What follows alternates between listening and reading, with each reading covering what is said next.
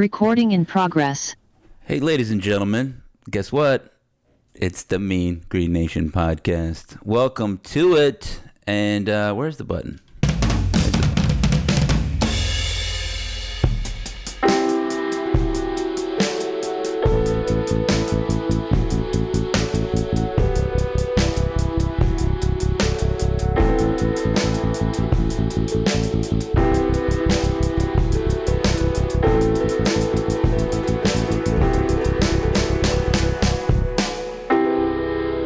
Ladies and gentlemen, it's Wednesday, which is different, right? You normally, like, it's the Sunday morning show, right? Everybody likes that. They get their coffee, and they're like, oh, it's time to turn on the Mean Green Nation podcast.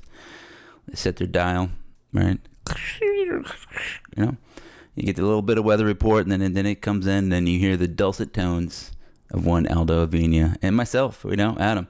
But this time, it's a Wednesday, and we also have internet personality, radio guy, Mr. Zac Babb. How are you doing on this fine evening?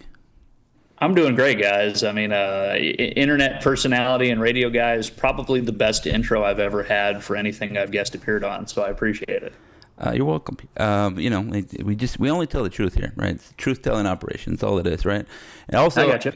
Outlaw. You know, MGN is the outlaw. They were not listed on the media covering the thing. I don't know. I can see them erasing it. They're like, you know what? Go ahead and delete that line right there. You sure, boss? Yeah, we don't need them. So, you know, it's outlaw. We're out you got to be careful who you're associating with, Zach. Yeah. Yeah, I guess I got to watch where I'm stepping here. Yeah, I mean, I used to get the press pass. I used to be in there. Welcome right here. Right here, MGN, Mr. MGN, right here. But now, not so much. I'm sure they'll give me a pass. I don't know what it was, though, but it's fine. You know, I don't want to assume. I just, you know, I embrace it. Outlaw, telling you what they don't want to know. You know, them nachos that you get in section 113, they ain't good. They ain't. Anyway, ladies and gentlemen, it's a Wednesday night. We're hyped. We just beat up on Washington State. You know it's a good win when they're like, you know what? Let's start. Who is our quarterback anyway, right? Let's figure out, do we even want to throw the ball anymore? Do we want to just run the triple option? Maybe we're doing that. They're just scratching, figuring it out, throwing it over the side. What are we even doing over here, guys? That's what they're doing over there in Pullman. And I think, Aldo, you know this for sure. Like, how are they taking it? You get, you know, boots on the ground there in Cougar Town. Yeah, every morning I get up, I turn on the news, drink my cup of coffee, and the morning sports segment went straight to that press conference of we gotta assess who our quarterback's going to be. We're going to take a hard look, and they were. I mean, from my perspective, it was awesome how bad they felt, but also I feel kind of bad for them now. They are. They're down on their luck. It looks pretty bad, and they don't seem too terribly excited about the Apple Cup, which is happening this weekend. Have you never seen, you know, like Conan Barbarian, what is best in life, you know? See your enemies driven before you. Hear the lamentations of their women. You know, like, that's it. That's what I like to see it. I tune in. I'm like, what are they going? They don't even like your quarterback anymore. Zach, I don't know how much. I mean, you're sort of a stat guy. I like retweeting your stats. Like, how did this sit with you? Like, you're watching, you're letting it wash over you, and then what was your first Google? I guess you're like, or you know, your first question to the sports information department of one. Tell me.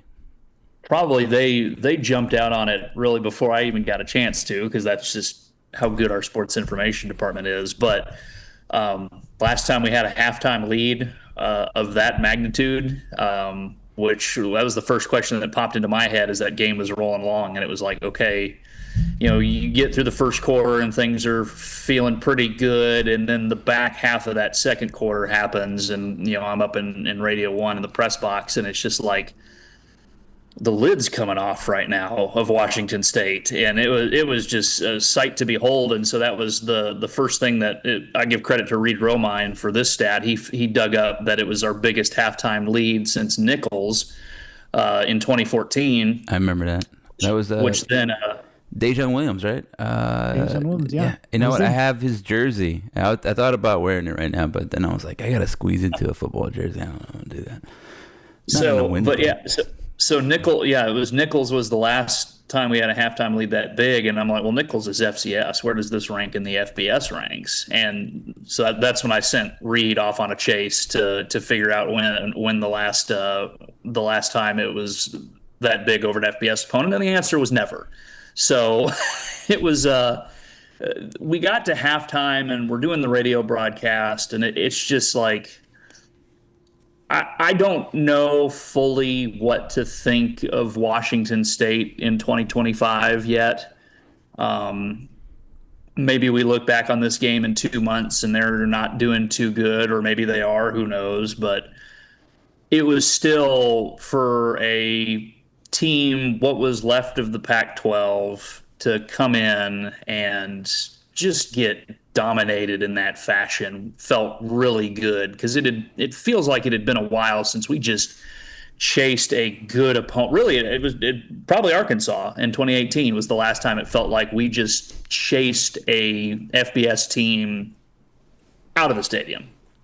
Yeah, we completely deconstructed it, and I think it was to your point, it was unprecedented, and I think we should celebrate it, lick our chops, but also not expect it again for a while, because it was such a historic thing to do.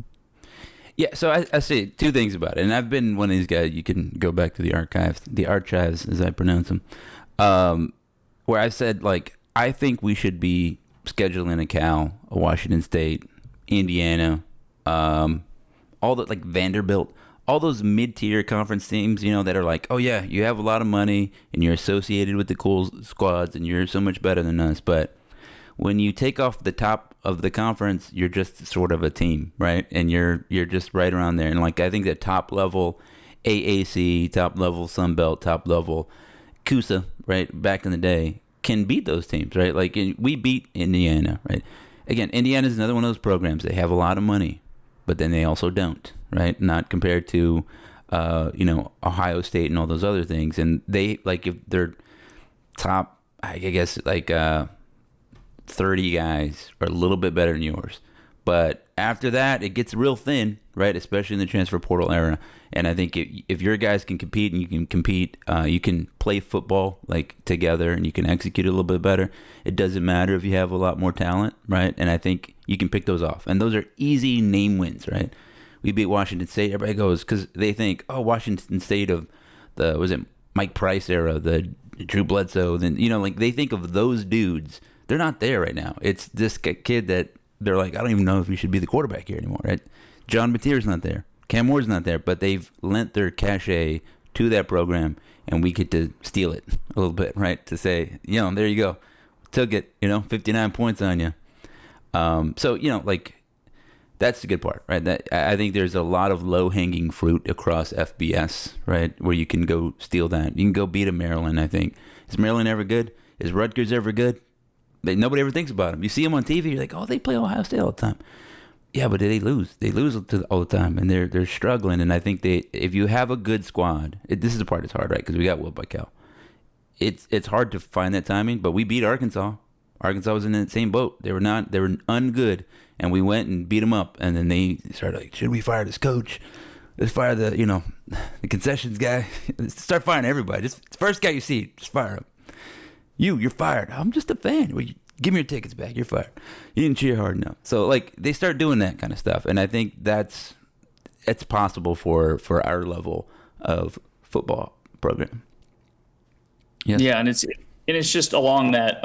To your point, it's the top tier. I like your analogy. The top tier of the American, of the Sun Belt, of CUSA, of the MAC, whatever group of 6, group of 5 conference you want to throw in there. It's like they're not bad football teams. They're still good. They're not Alabama and Texas and Ohio State good, but they're still part of the 3% of all high school football players who are making it to the next level in some way, shape, or form. So it's not like it's this guaranteed, okay, anytime anyone out of the Pac-12 or anytime anyone out of the Big Ten comes in and goes to play an American school, it's just going to be a mop-up in favor of the Power 4 Power Five program, and it's just not. It's you see it every day, especially being around the team of what those guys are and the athletes that they are, and you're like, and these guys can compete at that level. And so it's like you said, it's the stars align. They need to align a lot of times for something like this to happen, a 59-10 over Washington State or a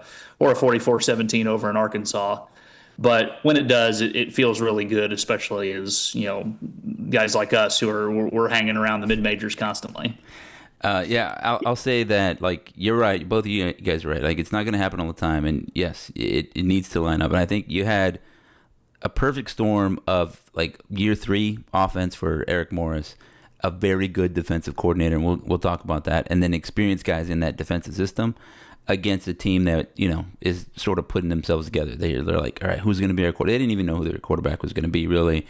And then they imported a lot of South Dakota State guys. And I was telling my wife sort of a check on the show. I sort of asked, what do you want to hear on the Main Grid Nation podcast? Outlaw podcast that it is. That's how we get her stuff from the underground. She was like, yeah, so how did that happen? What's the deal? And I was like, well, some of it was, and we talked about this on the Sunday show, that South Dakota State, as good of a football playing squad as they are FCS dudes. And like, I've seen a lot of good football players that simply are subject to the laws of physics sometimes. You just like, if it's like Derrick Henry. You could be a great safety, and if Derrick Henry is going to just run through, it's just going to happen. You know what I mean? Like, you're just, you can have the greatest technique, and sometimes he's just going to run right over you, through you, and by you. There's nothing you can do. I think we saw a little bit of that in this game, which is kind of funny to say about Washington State. They are relying on a lot of guys, very good football players, but a lot of guys are FCS level football players. Very good. You can see that they're hustling, running hard, but they're just simply getting ran by say a good squad. So I want to talk a little bit about the season. We'll talk about the season, and then we'll talk about Army. Right, the time we get to be a little traitorous, right, and start hating on the Army. Did you think that Skylar Cassidy was going to turn this defense around so quickly and so dramatically? No, not this fast. I had hopes for it. I was very hopeful when they brought him in. I mean, I think the first thing that stood out to me was just the Sam Houston defense that he had last year, and stop rate, I think, was the biggest one. And Hank Dickinson has mentioned this a few times on our broadcasts, but the stop rate was, I believe, third in the nation, if I'm remembering that right, just behind Texas and Ohio State. So you knew they could get stops. His defensive scheme could get stops, and obviously bringing in the players with him from Sam Houston helped. But it's always kind of that, maybe I'm falling into my own trap of how it's Sam Houston. How's that going to translate to the American, or how's that going to translate against Power 4 teams? And I know we're 3 games into the season, but so far it does really well. So to answer your question, I thought there would be improvement. I thought it would be middle of the season before we really saw its effects.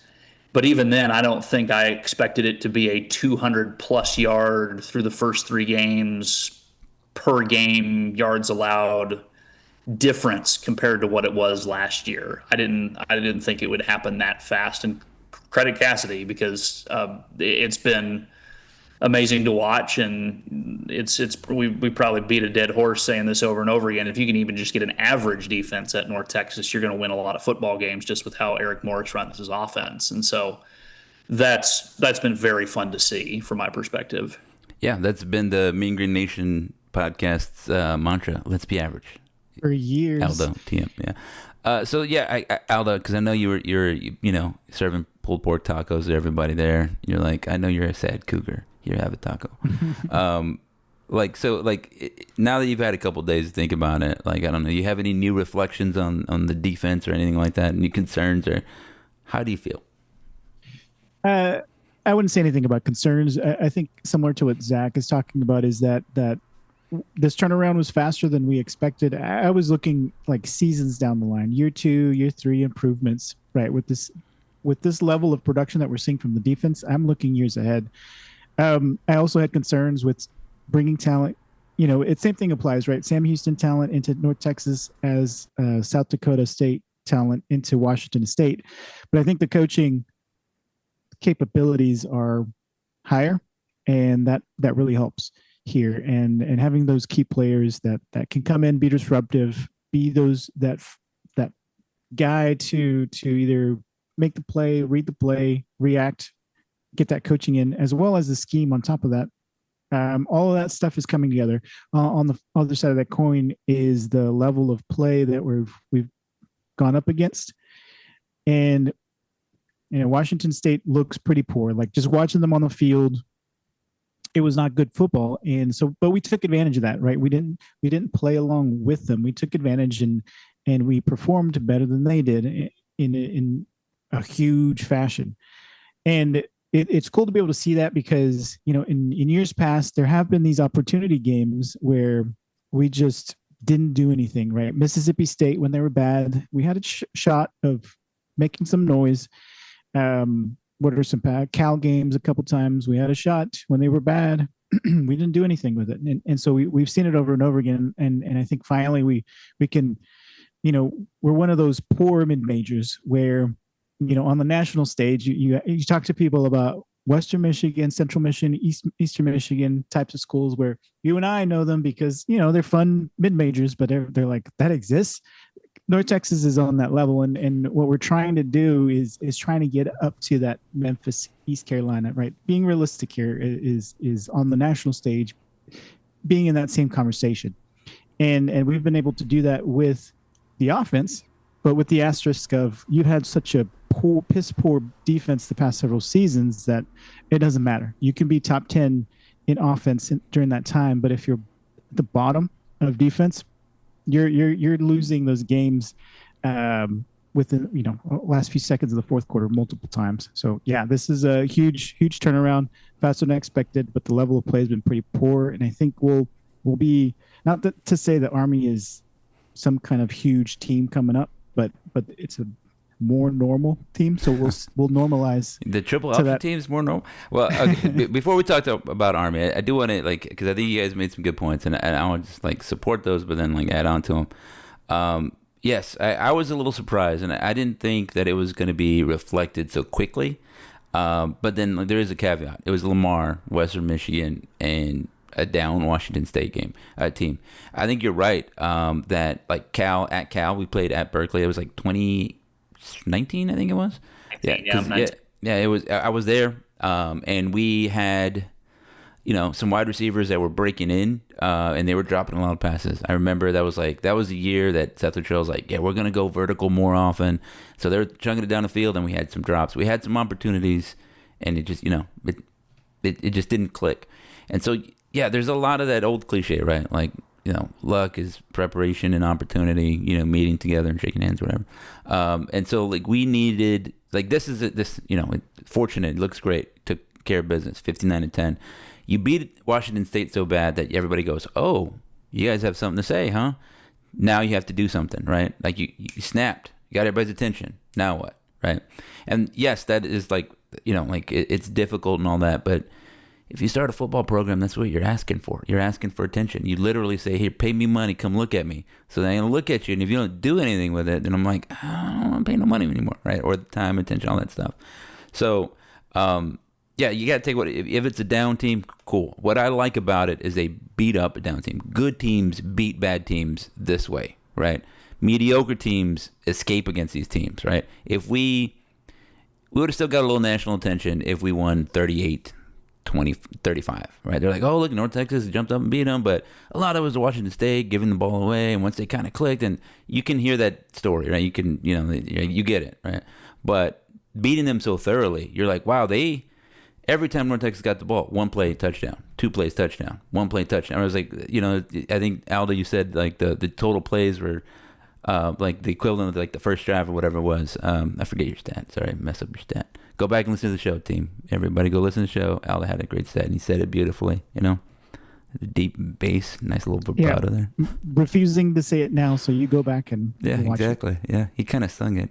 We beat them. Anyway, so that's the whole point. Is that like you do it with some style. Not everybody's gonna pay attention to this Army team.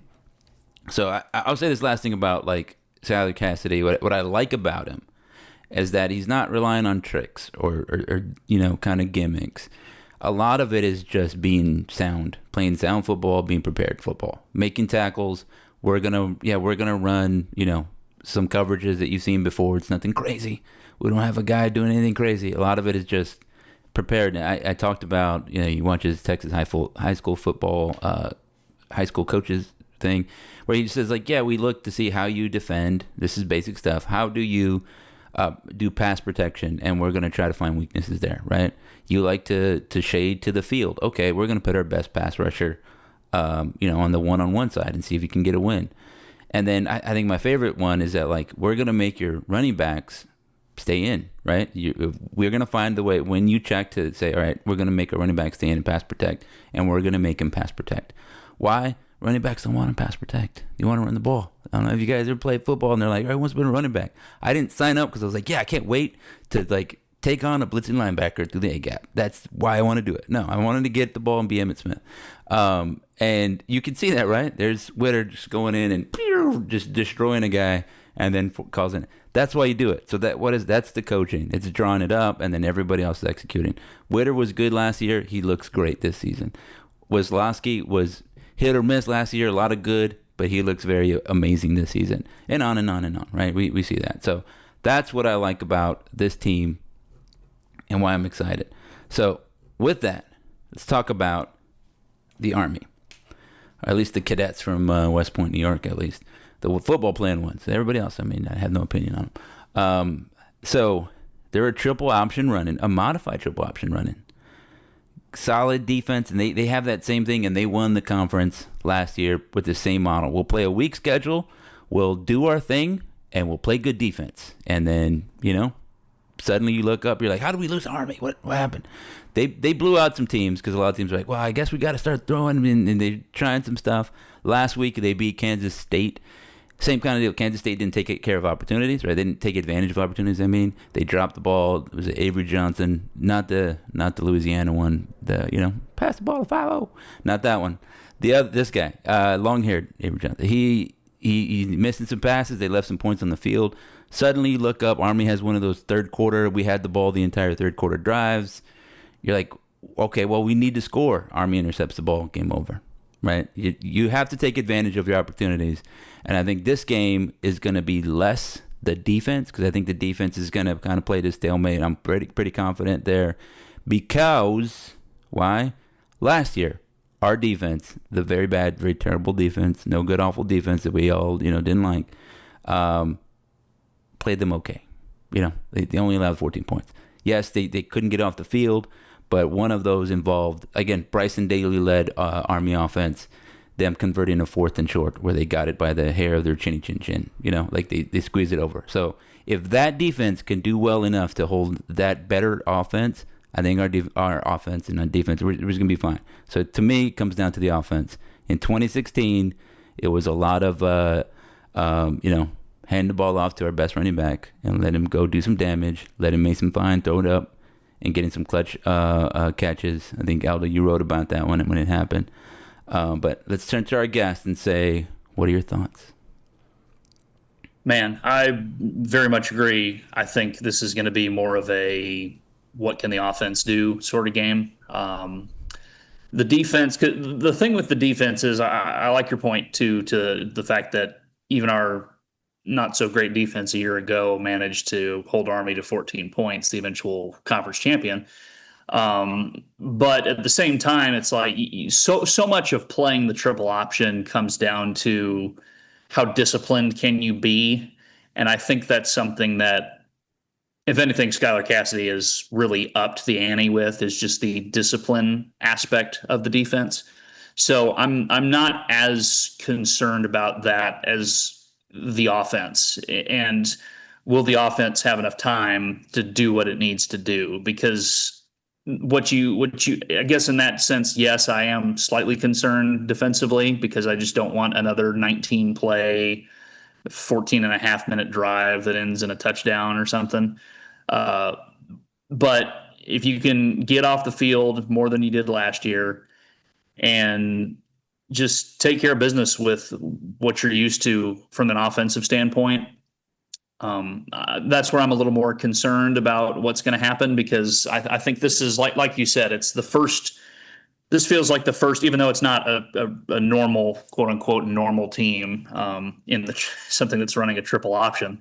It does feel like this is the first kind of level-headed test that we're going to get. It's not the first road game of the season. It's a conference opponent. You're going up into their building, things of that nature, to where it's like, okay, can the offense do its job? Because I have a lot of confidence in the defense right now, especially in terms of staying disciplined. Yeah, they don't do that thing that Washington State did or Western Michigan did, where they're like, okay, these are the 90 plays for this quarterback, and these are the other plays for this other quarterback, and then whoever executes the best is going to win. It's going to be our guy. I feel like having played Western Michigan, it's good because they prepared us for this team. Like running quarterback, kind of ball control, that kind of thing. And I'm encouraged that North Texas scored when they had to, right? The fourth quarter, overtime, those are must-score, moments, and they did, right? We saw our young quarterback on the road, do some things. It was a little dreary there, so I don't know what the weather's going to look like in West Point. Do you guys know? Do you know? It's a high of 65, I believe, and sunny. More so football and weather. It'll be a pretty good football weather day up there. Well, I feel good about it. Like, and I was looking at this. North Texas has been run against 61% of the time. Now, some of that is just let's get out of here. We're losing. A lot of that is Western Michigan, and then Washington State wanted to run the ball. They didn't do it well. So right now we're averaging something like 2.8 yards per carry against. So I feel good about that. And yes, Army they might run for 200 yards, but if they can do it on like 3 yards per carry or less than that, I'm fine with that. If you want to just run into a brick wall 57 times in this game, that's fine. I don't as long as there's no big plays. With how much Army loves to run, sorry, Aldo, didn't mean to cut you off there. But with how much Army's going to run the ball, it's like, yeah, if they get to 250 yards, whoop-de-doo. It's part of who they are. They never throw the football. And if you can hold them, if you can keep them from going absolutely insane on the ground, you're in a decent spot. Yeah, I want to say we were the first or maybe the only team to intercept Army last year. I know we were the first. I don't know if we ended up being the only team, but we were definitely the first last year. All right, let's let Aldo speak. Well, I'm not going to say anything anymore. No, I think the thing about Army is, yes, they're going to run it, right? We all know this. But I think this year they're a little bit less efficient. It's only been 2 games, but I feel like they're a little bit less efficient than they have been in the past. And that's our bread and butter. We're going to be more efficient on offense than they are. Now the caveat here is that I think the only way we lose this game is if we get in our own way, right? The drops, not being in sync and things like that. So I think I feel confident enough that it's ours to lose. But it is, again, a test against a famous last words over here. This guy, a team. Yeah. If we lose, it's my fault. I'll take piece of cake, guys. Don't worry about it. Don't even watch the game. I think we can defend against Army, keep them from getting into the end zone as frequently as they might be used to, and then use opportunities to score. It's going to be tougher. Yeah, they are going to be tougher than the teams we faced so far, I think. But I'm not saying we're going to blow them out, but I feel like we will defeat ourselves if we end up losing.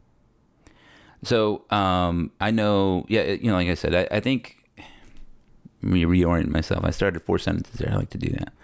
Which one am I going to complete? You don't know.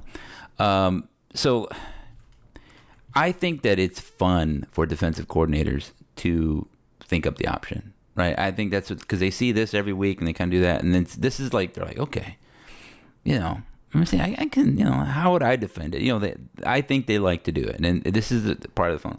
And the good part about getting Cassidy in place with his assistants, all that stuff, and giving him a long time to prepare, he knew who was on the schedule. I know we have Army.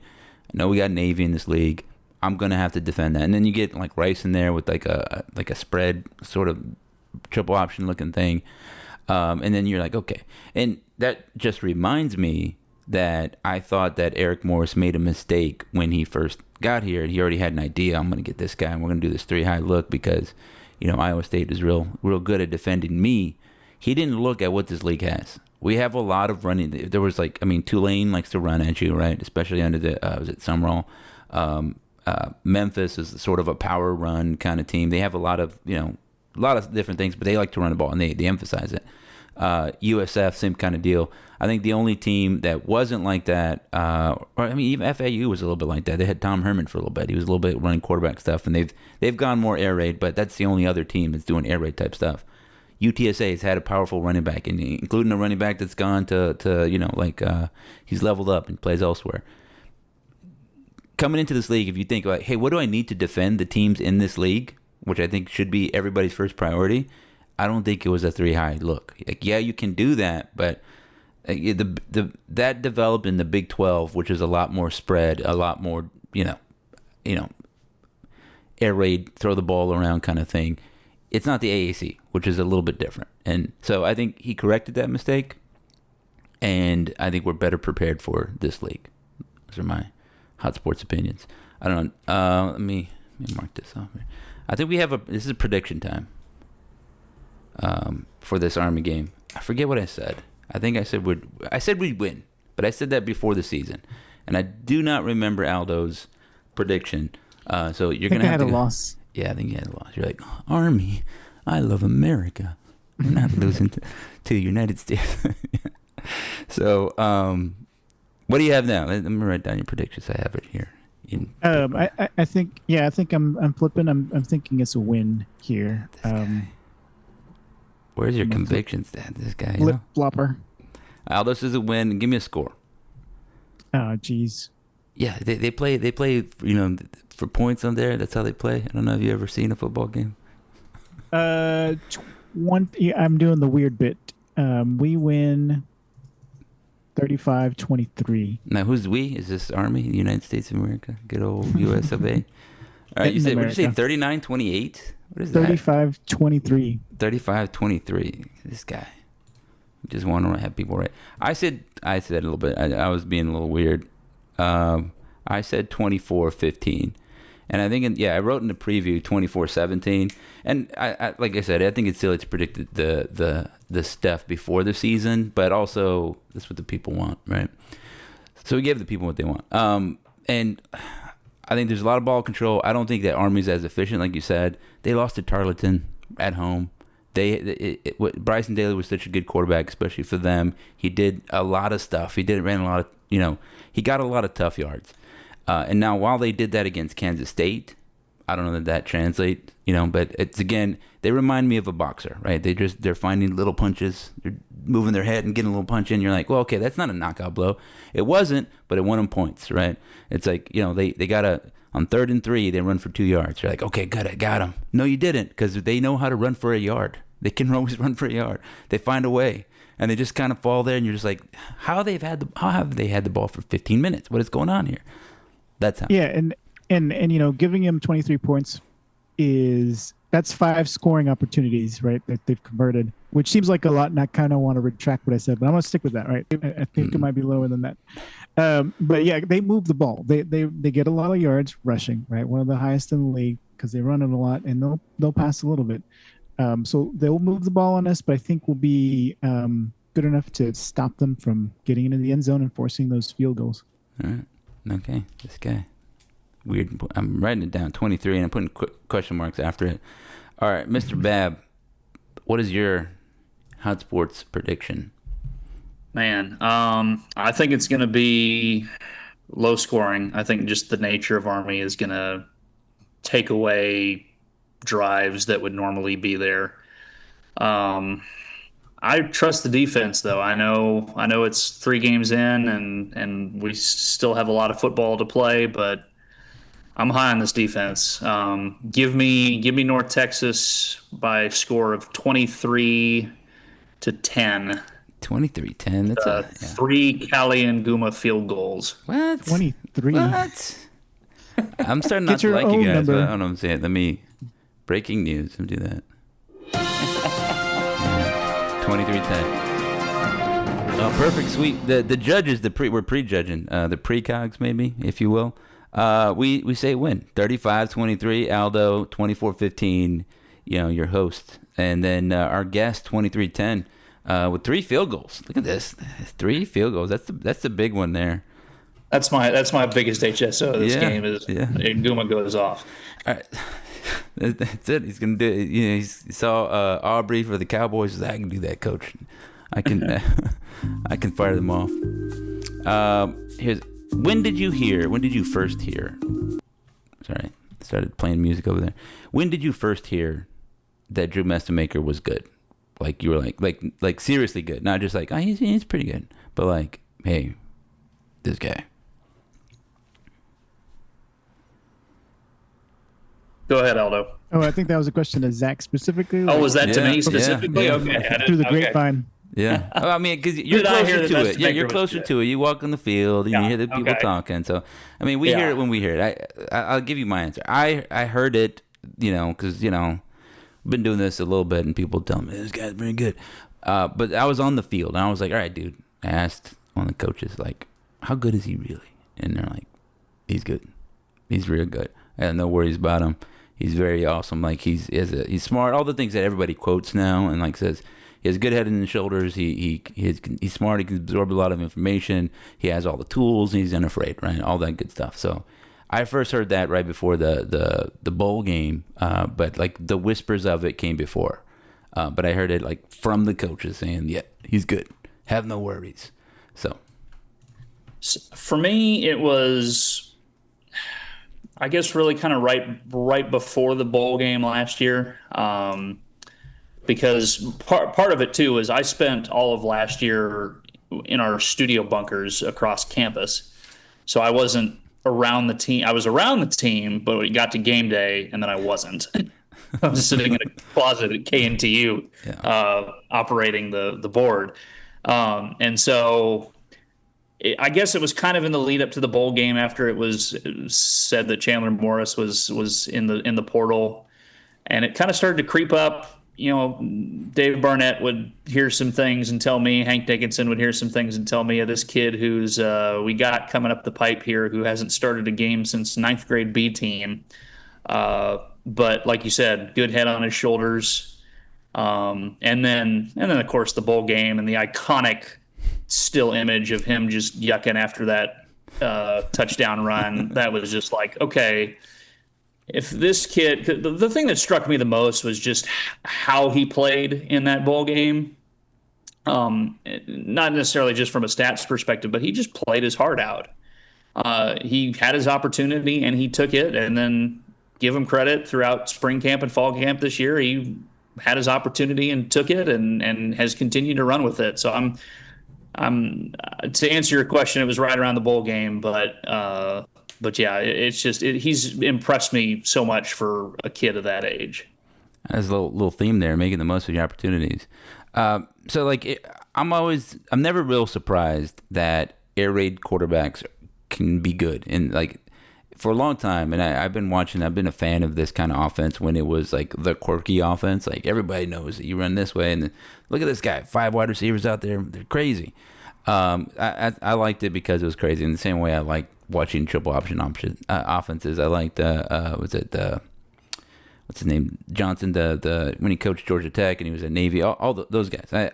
I like the quirky offense. I like the whole idea that you have to do something different because you just got a ragtag group of guys, and I think that's why the college game produces some of the innovative ideas, because you're like, well, I don't have an all-pro guy, I don't have an NFL guy here, I have an undersized whatever position. How do I win football games with this?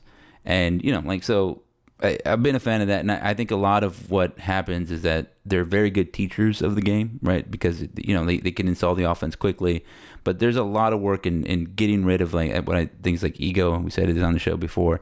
Do you want to win, or do you want to win your way, right? Like you just, which one is more important, winning or just doing your play? And I think that happens when you're like, well, we can call the same play again. We can call 92. mesh again, sure. But I want to do something clever. I want to run something, whatever, where the guy fakes and they do a fake handoff and which way is he going? And there's motion. I want that to happen. Like, cool, but what is most effective?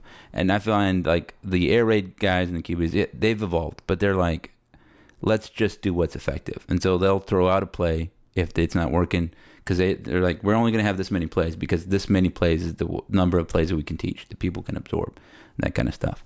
And like I said, what I've always found is like it's turned teams that are pretty bad better, and so then it has that reputation of like, well, they can score, but they can't play any defense. They would not have been able to play offense or defense. They just found a way to do the offense. And what I like about this team is that now we sort of have the defensive complement. I always remember Mike Leach's 2018 when they beat Texas. That was because Ruffin McNeil made their defense pretty good there. All of a sudden, everybody forgets that part. And then Mike Leach again when he was at Washington State, it was because Alex Grinch, and then I forget the guy that came after him, but it was a lot of the same dudes. Kind of made him good again. Like the offense gets you one, you need the complement. So I'm excited about that.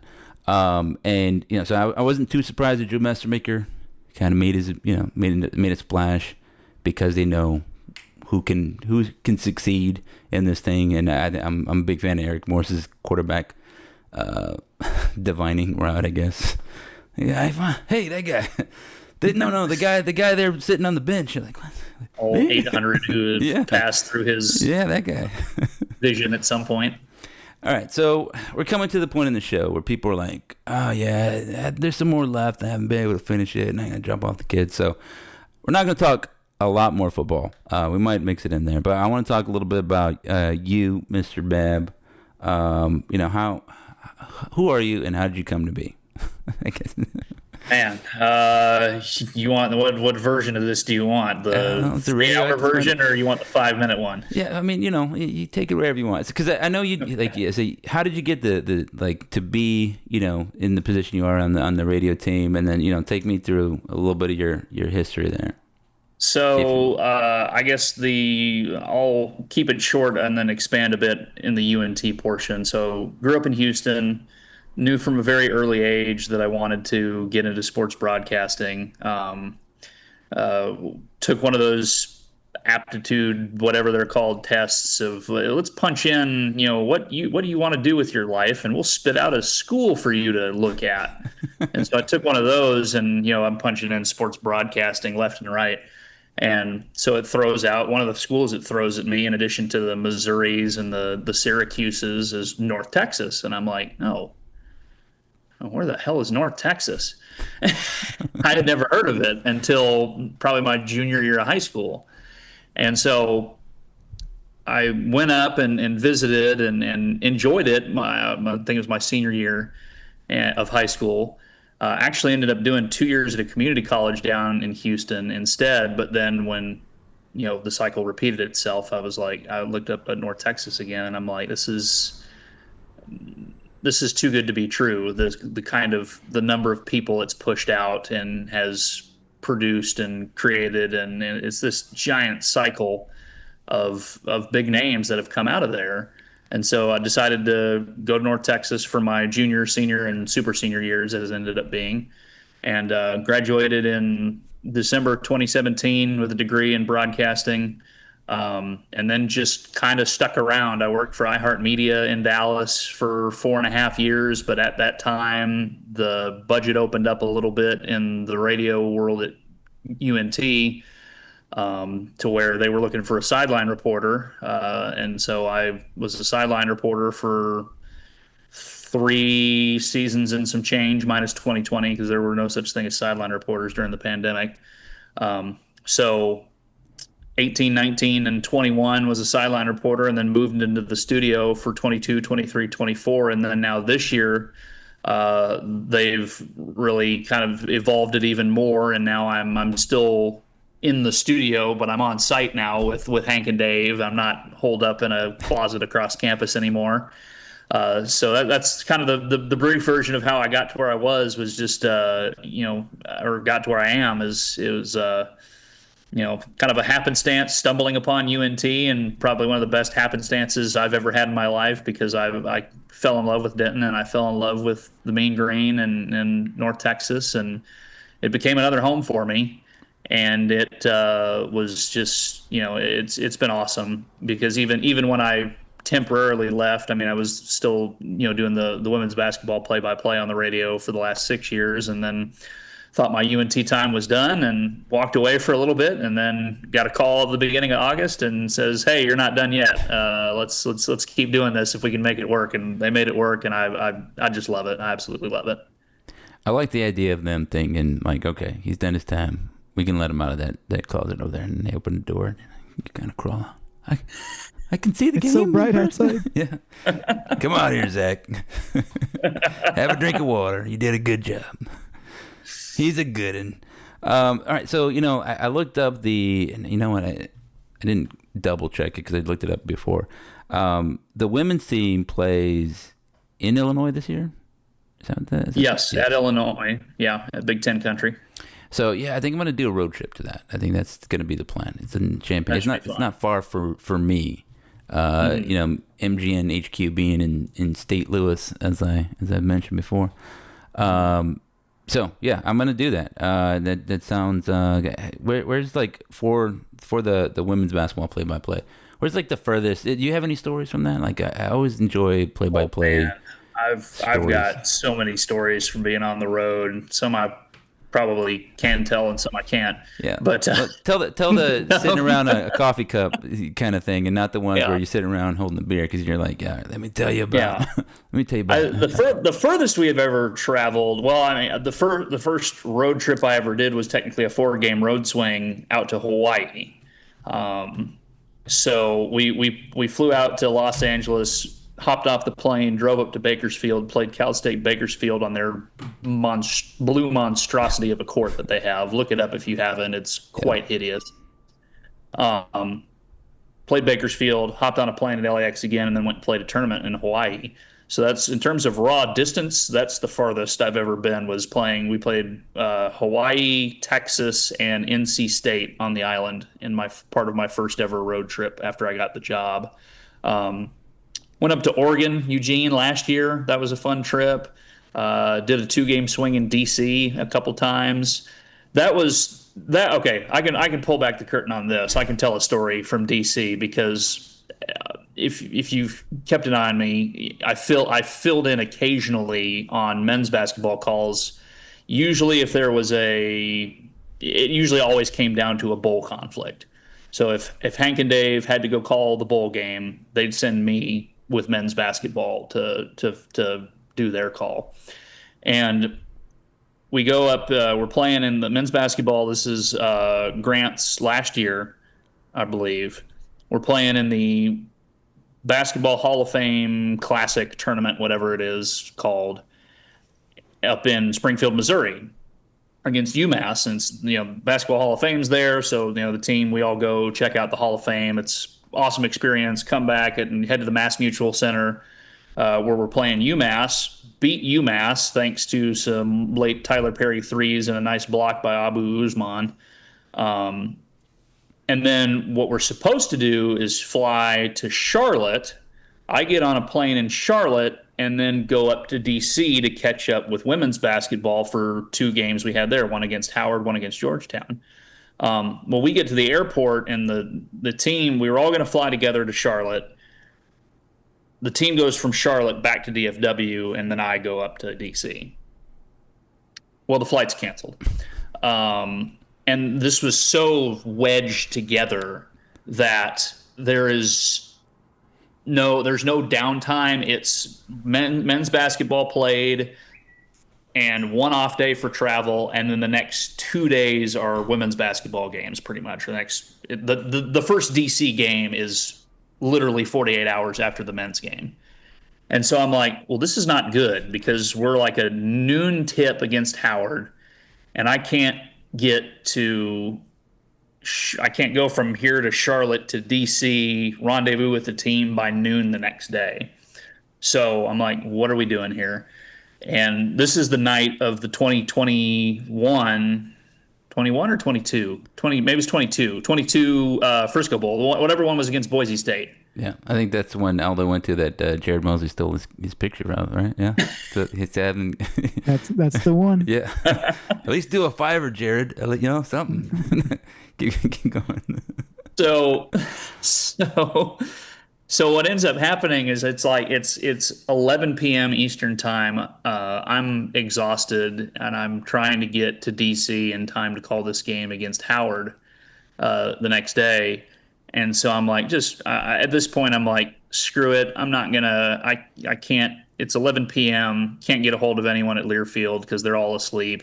The only people who are up with me is the men's basketball team who I'm with, who are trying to get home, not where I'm going.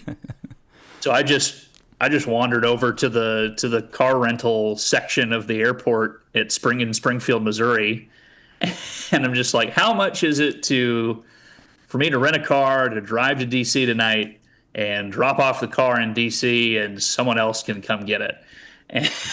And so, to their credit, to the credit of the people in Springfield, the Springfield airport, they were extremely helpful, and they got me a car and they said, "Hey, take it to this location in DC and drop it off, and then Uber over to your hotel and get ready for the game." And so that's what I did. I drove. I guess it wasn't quite 11 because when I got in the car, I turned on the Varsity Network app, and it was like midway through the second quarter of Hank and Dave calling the game against Boise State. So I'm half awake, driving through the Northeast where I've never been before in a rental car to catch up with women's basketball while listening to the Frisco Bowl against Boise State with Hank and Dave, and I made it at about 3:30, 4 in the morning, and was up in time to call the game the next day. So that's one of my favorite stories of just the radio wrangling over the years. They got your money back, right? Like, what is that? Yes, they did. They did. I'm guesstimating because I just rented a car. It was only the 6 hours, and that was like, I did it for 3 days. What was that, like $200, $300 or something like that? Yeah, I think by the time with gas and everything, it was I think it ended up being about a 6 hour drive, so I had to fill up once and then obviously top it off once I got to DC. So yeah, I think it was a little short of 300 by the time it was all said and done. Got paid back. It was fine. It was a fun story. It's a fun story to tell all these days later. Yeah, I like that. I think those are the things. Cause like, at least for me, I grew up watching or listening, I guess, to the radio guys, and I feel like it seems more glamorous. Maybe it's just me. Maybe I'm just the idiot. But then like you see them work a lot of times. They're kind of, especially like I seen like depending on the program, right? Depending on the setup they have, they're like setting up themselves. They're kind of on a little rickety setup, and they're like, "Oh, what?" And he hits a three, and then like knocking over the one. They're their own statistician sometimes in some of these setups. There, it varies, I guess, in the thing. So, from what I can tell, we are a North Texas and Mean Green Radio Network, and the whole thing is pretty. Well supported, and it's staffed by some pretty good people. That's from it is. Yeah, it very much is. I mean, Dave Barnett is. I mean, 2 Emmys speaks for itself. He's one of the best in the business who's ever come through here. Hank Dickinson, in addition to just being a great radio mind and student of the game, especially basketball. That's his first love, first and foremost, growing up in Kansas around the Jayhawk. Because he just, he was stamped with the Jayhawk thing. Yeah, he's a friend of the show. Friend of the show. You have to say friend of the show. Friend of the show, Hank Dickinson. Yeah. He does a fantastic job, and then just forget just the great job that he does on the air and behind the scenes to help people like me out who are doing producing and engineering and studio hosting and everything like that. He's carried the Bill Mercer torch extremely admirably, with Bill Mercer, who started KNTU and founded that now infamous sports broadcasting class that pumped out all the Craig Millers and the George Dunhams and the Mark Followells and the Tommy Bonks and all those guys. He still keeps that class going to this day. So it's great people. Learfield supports us well. The department supports us very well, and it's a lot of fun. And that's the thing that I've, even coming back up, this year when I thought I was going to be done with it for a little bit there. It's a constant reminder of just how much of a blast it is to do the radio stuff with North Texas. And the cool thing about Hank is that I've only had limited interactions with him, but he's that kind of guy that has that charisma and that connection that he can establish real fast. He makes you feel like just an old friend, like, oh, how you doing, this and that. And I was like, Yeah. we've never met before, but nice to meet you. Yeah, I thought he's he always just said to very. you, Aldo, like, get away. There's a restraining order. I thought those are the words that he gave. No, not. What did I tell you last time? Yeah, very very Secure. down to earth guy, and, Yeah. and someone who really maybe the most of any one person who was not a North Texas student himself. He got his degree at Kansas, but got here in the '90s when the return to 1A football in '95, and was a part of kind of that group that reascended North Texas to the top flight of college football. Really deeply cares about this place, even as someone who did not attend school here. He really, really cares about I mean, North he's put a lot of time and effort, probably more than he did as a student in Kansas. I mean, like, there's only Yes. some. Yeah. So, my last kind of question as we wrap this up, Aldo, did you have any radio? Were you a play-by-play guy? Did you listen to the radio, or how did you enjoy sports? Yeah, so it depends, right? When I was at the game, I didn't have it in my ear, but when I was able to attend, and from now on, I'm listening to it on the radio. Usually, it's like mute the TV, put the Varsity app on, and try to get a listen. It can be pretty difficult here because it's not always like regionally playing the audio, but yeah, prefer to mute the TV and then listen to the radio. So, what about? 'Cause I like doing both. I also appreciate the TV guy's job, and I think that's a skill. And I try to listen to both. I kind of switch off. But what about growing up? Were you like because you grew up in Austin, right? Yeah, I they grew have up in sports Austin. in Austin. They don't have sports, right? No, They have nothing. a little bit of sports in no Austin. there. I never heard of any sports. Were you radio guys? They got that one UNT alum doing their games there. Yeah, well, because they're like, you couldn't find anybody else. They're like, well, all we got is these Texas guys. Give me a North Texan. Get them in here now. Get Kirk away in this seat immediately. Growing up, KUT radio, big part of life for us. It was constantly on, and I think it also had NPR going on that station as well. So another big reason why it was on. So constant. Is that why you adjusted your mic so you could do NPR voice right now? Is that what you're going for? Now I know what you're trying to do. Yeah, I'm trying to impress Zach. Going all out. Yeah, he's gonna be on. Hold on. Yeah, he's gonna judge me. Zach, so you grew up in Houston. So I guess I don't even know. I think it maybe I knew it. Are you an Astros fan? Unfortunately, I knew I didn't. Yeah. I was like, there's some reason I don't like him, but why did I not like him? That's why. Now I know. So it's the Astros fan. who are your radio heroes, and do you find yourself sort of imitating them a little bit, or maybe from an Astros doing an homage, maybe? Yeah, from an Astros perspective, Milo Hamilton I probably listened to the most. He was the Astros radio guy for a couple 3 decades, and retired in 2012, and then passed away in 2015. But so like when I'm, childhood memories of, we weren't exactly, my family wasn't exactly rolling in dough growing up, and so sometimes cable is one of the things that is going to get chopped for a few months. So all you have is this radio, and that's how you're going to absorb your sports in live action. And so I listened to so much Milo Hamilton growing up, doing Astros games in the summers and stuff like that. When we did have cable, it was Gary Thorne, because my dad's side of the family is originally from Minnesota.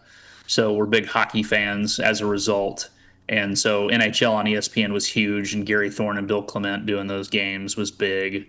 Kevin Harlan, I've latched onto him very much in more recent times. I'd listen to him do Monday Night Football a lot on the radio growing up.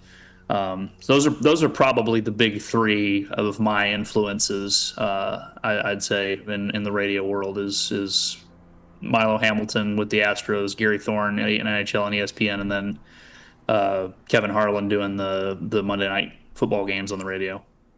Yeah, I think it's so like for me, I listened to a lot of Jay Howard because he was the Spurs guy, and then he left or was fired or whatever the case was, and then you got the I can't even think of his name now, but he just retired.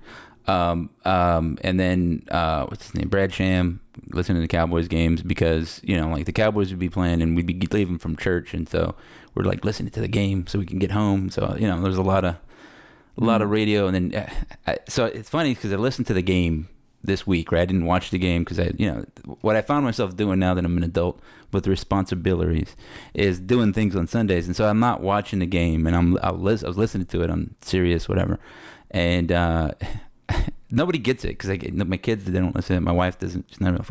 But I'm like, you know what? He does the thing where he's like, and they intercepted it. There it is. Like, he'll just kind of go all the way down.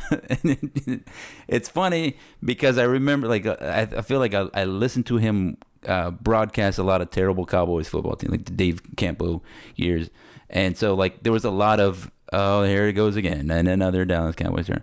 And so there was a little bit of that, and like, oh, he caught it, and talking about Russ Wilson throwing another touchdown, and I was like sort of transported at the same time. I was like, what's happening to me? Why am I a child again coming home from church? Anyway, so I think that, and then obviously like Eric Nadel from the listening to Rangers games. Again, a lot of losing. I listened to a lot of losing in my life. I think is what the theme is there.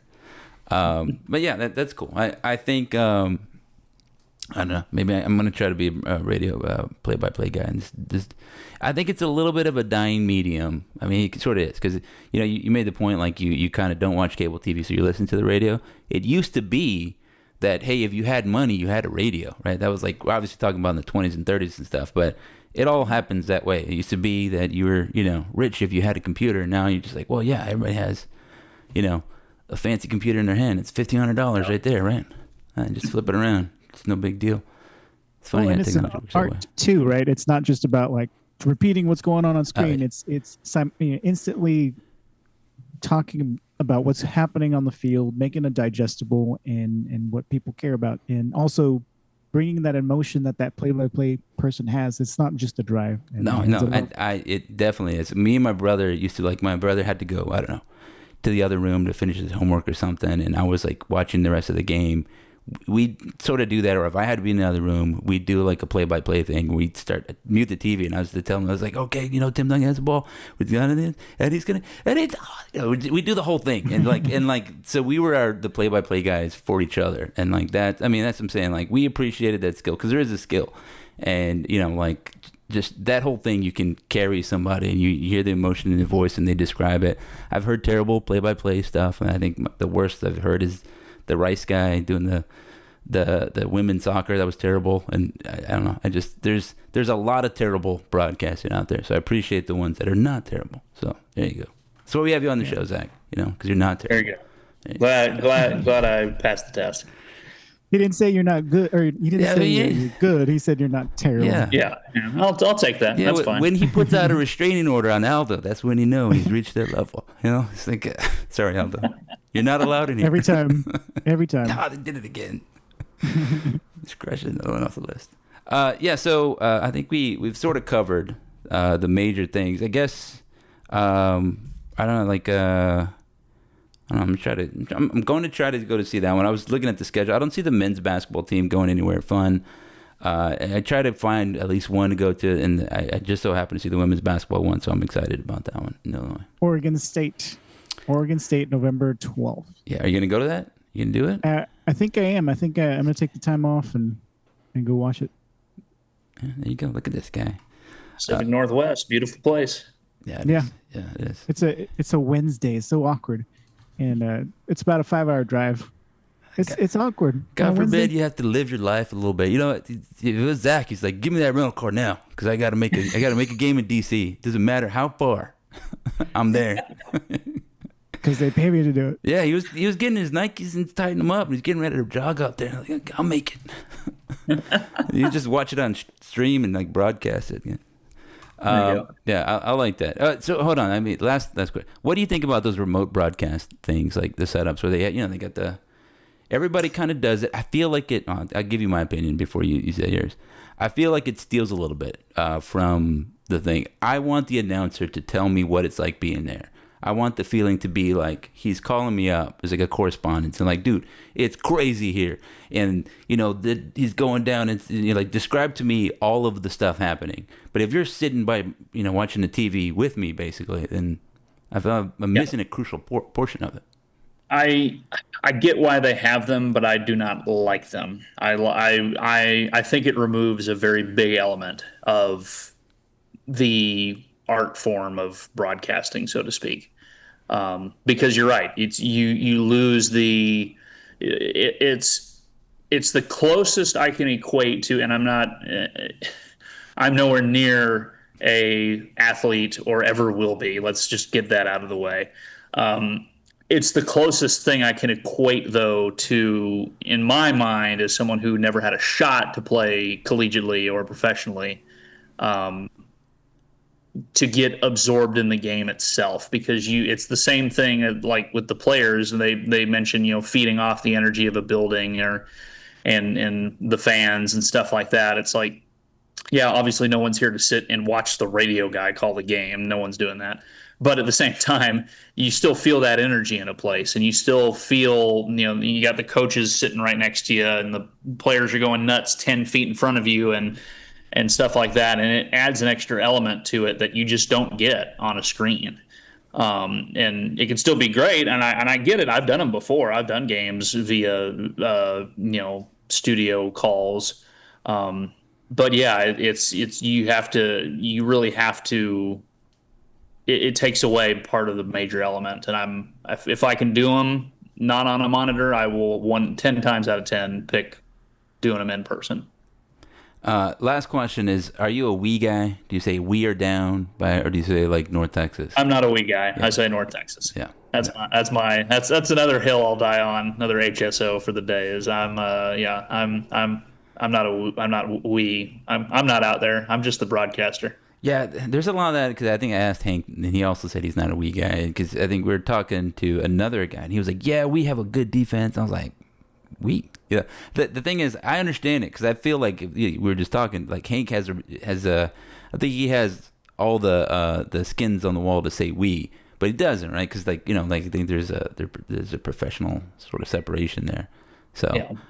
Okay, cool. All right, Zach, you're going up on the wall. Maybe not a bad guy, even though he's a Houston National fan. Not terrible. If you're like, yeah, we play at Illinois and we do, I'm like, this guy. Aldo, never let him on the show. We won the World Series in 2017. Yeah, that was an asterisk. The trash can one. That was a good job on the cheat stros. Yeah. Okay, so I think that's done. Ladies and gentlemen, thank you for listening to the show. It's been the Mean Green Nation podcast. If you want to find Zach on the internet, you can find him in various places. I went to, ZacBabb.com.